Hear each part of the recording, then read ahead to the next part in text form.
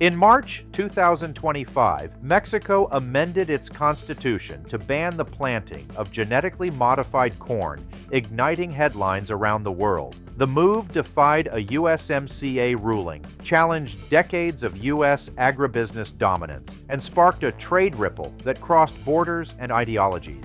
Shipments of U.S. corn, once valued at $5 billion annually, now sit rejected at Mexican checkpoints. Some are even being burned, an unmistakable symbol of a country reclaiming its agricultural roots. And while Washington fumes, rail cars full of Canadian corn glide through Pacific ports bound for markets once owned by the U.S. How did North America's most stable agricultural relationship fall apart, and who's left to pick up the pieces? For decades, the corn trade between the United States and Mexico stood as a model of agricultural integration under NAFTA, and later USMCA. American farmers, heavily subsidized and hyper-mechanized, sent billions of bushels south each year, feeding Mexico's livestock sector and food processing industry. It was a relationship built on economic logic. The U.S. had the scale, and Mexico had the need. From Iowa to Illinois, farmers came to count on the Mexican market as a guaranteed buyer. By 2022, over 90% of U.S. corn exports to Mexico were genetically modified, a fact largely overlooked in the pursuit of volume and price efficiency. Mexico became the largest foreign buyer of U.S. corn, importing nearly $5.1 billion worth in 2023 alone. But as the climate crisis deepened and cultural pride in indigenous agriculture surged, Mexico began to reevaluate what this relationship meant. The first sign of tension emerged in late 2020 when President Andrés Manuel López Obrador issued a presidential decree pledging to phase out glyphosate and genetically modified corn by 2024. That pledge wasn't just about food, it was about sovereignty, biodiversity, and identity. Critics in the U.S. called it unscientific and protectionist. Mexican officials saw it as long overdue justice. Then came 2023, and the López Obrador administration defied pressure from both Washington and American agribusiness groups by refusing to back down. In response, the U.S. filed a formal complaint under the USMCA trade agreement, arguing that Mexico's measures had no scientific basis and violated treaty obligations. By 2025, what began as an environmental stance had morphed into a constitutional amendment backed by a national movement to protect native corn. What was once a handshake trade deal had turned into a legal and ideological battleground. The United States government was blindsided. Despite years of diplomatic back-channeling, agricultural lobbying, and legal maneuvering under the USMCA dispute process, Mexico's decision to enshrine a ban on the cultivation of GMO corn into its constitution came like a thunderclap in early 2025. For the U.S., it wasn't just about corn. It was about precedent, control, and the fear that other nations could follow suit. American agribusiness had long enjoyed a symbiotic relationship with the Mexican market, offloading excess supply, stabilizing prices, and reinforcing a system of chemical-intensive, genetically engineered agriculture. When Mexico said no to genetically modified corn, it was saying no to an entire model of food production. In March 2023, the U.S. Trade Representative filed a formal complaint under the USMCA, alleging that Mexico's proposed GMO restrictions were not grounded in scientific evidence. The USTR cited findings from the USDA, the Food and Drug Administration, and international regulatory bodies claiming GMO corn is safe for consumption and environmental use. The U.S. won that legal battle. In August 2024, a dispute panel ruled in favor of the U.S., declaring that Mexico's ban on GMO corn imports violated trade commitments. Mexico responded by lifting restrictions only on imports, while doubling down on its right to ban domestic cultivation, framing the move as a matter of food sovereignty. For Washington, this wasn't enough. Behind closed doors, U.S. policymakers began exploring retaliatory tariffs on Mexican agricultural exports, including tomatoes and avocados. Simultaneously, pressure mounted from the powerful U.S. corn lobby, particularly from states like Nebraska, Iowa, and Illinois. Some senators floated legislative proposals tying future trade benefits to Mexico's reversal of the constitutional ban, a tactic critics decried as economic bullying. Meanwhile, American farmers were caught in the crossfire. In early 2025, a shipment of GMO corn bound for Veracruz was detained at the Mexican border and, after days of legal wrangling, burned. The videos of the blaze went viral, triggering outrage on U.S. cable news and sparking threats of protest from agrarian associations. By spring, the message from the U.S. was clear. Mexico's actions were more than a breach of contract. They were a threat to American economic interests and geopolitical leverage. But for all its legal victories, Washington found itself grappling with a new reality. The rules of the game were changing, and not in their favor. While the U.S. fumed, Canada moved. Even before Mexico finalized its constitutional amendment, Ottawa had been quietly preparing. Canadian agricultural officials, rail operators, and exporters saw opportunity in the brewing North American corn standoff, and they weren't about to miss it. For years, Canada's corn exports were limited, mainly due to climate constraints and lower yields compared to the U.S. Corn Belt. But in the last decade, Ontario and Manitoba, in particular, had invested heavily in sustainable hybrid corn production. Now, with Mexican buyers turning cautious on GMO imports, Canadian producers were in a prime position to fill the void, especially as they were able to certify non-GMO and traceable corn under global ESG standards. The timing couldn't have been better. By January 2025, Canadian rail shipments of corn to the West Coast had jumped 45% year over year, with Vancouver's Port Authority reporting new contracts with major Mexican importers. Blockchain tracking tools developed in Saskatchewan allowed for real-time transparency on corn origin, pesticide usage, and even water consumption, tools that Mexico's agricultural regulators now required for import approval. Companies like AgriNova and True North Grain became overnight players in a market they had barely touched a year prior. Their CEOs, once relatively unknown in global grain circles, began appearing in trade expos in Mexico City and Veracruz. And while the U.S. framed Mexico's actions as politically motivated, Canada framed its own positioning as pragmatic and progressive.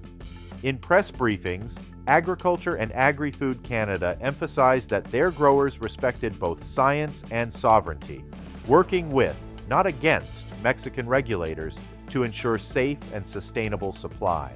At a press conference in March 2025, Canadian Trade Minister François-Philippe Champagne said it bluntly: "If Mexico wants transparency and ecological integrity, Canada is the answer. We don't see this as a conflict. We see it as a partnership for the future." But the pivot wasn't without cost. Canadian logistics networks were stretched thin, containers were rerouted, grain elevators reached capacity, and small-scale farmers struggled to meet demand. Meanwhile, critics in Alberta raised concerns that Canada was being drawn into a geopolitical food war, one that could backfire if future U.S. administrations retaliated. Nonetheless, public support remained high. A 2025 Angus Reid poll showed 64% of Canadians supported Ottawa's decision to expand corn exports to Mexico, even at the expense of U.S. diplomatic discomfort. Canada, often the quieter partner in North American trade, had found itself with leverage. For once, it wasn't just reacting, it was leading. Not through coercion or litigation, but by offering something increasingly rare in global agriculture: trust. By mid-2025, the North American corn trade wasn't just a market, it was a standoff. On paper, the U.S. had won the trade dispute. Legally, Mexico was required to accept GMO corn imports, but in practice, things were messier. While Mexico complied on paper, it imposed new regulatory hurdles, environmental inspections, and traceability documentation that effectively deterred many U.S. shipments. Exporters called it death by bureaucracy, At the same time, American growers faced mounting losses. The once reliable Mexican market had become volatile and uncertain. Some companies paused operations. Others began lobbying for direct federal subsidies to make up for the shortfall. In Washington, frustration grew, but any additional legal action risked inflaming a broader rift, not only with Mexico, but with environmental and food sovereignty activists across Latin America and Europe, who now saw Mexico as a pioneer in agro-independence. Meanwhile, Canada walked a diplomatic tightrope. Ottawa insisted it wasn't taking sides, but the numbers told a different story. In the first half of 2025, Canadian corn exports to Mexico tripled. Ports in British Columbia expanded hours, and even Quebec-based suppliers began retooling to meet demand. But the balancing act couldn't last forever. Some U.S. lawmakers hinted that Canada's aggressive expansion might violate the spirit of USMCA solidarity. Quiet warnings were issued. A few voices in Congress even floated the idea of a corn clause, a future amendment to prevent member states from undermining each other in agricultural trade. Behind the scenes, trade envoys from all three countries returned to the negotiation table. But this time, it wasn't about tariffs or quotas. It was about values, what food means, who gets to grow it, and who gets to decide.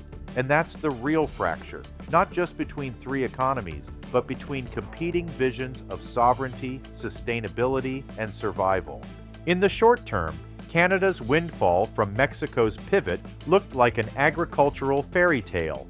Grain elevators in Ontario and Manitoba were running at full tilt, and West Coast terminals operated around the clock. Rail operators reported unprecedented volumes, with some routes to Vancouver fully booked for months.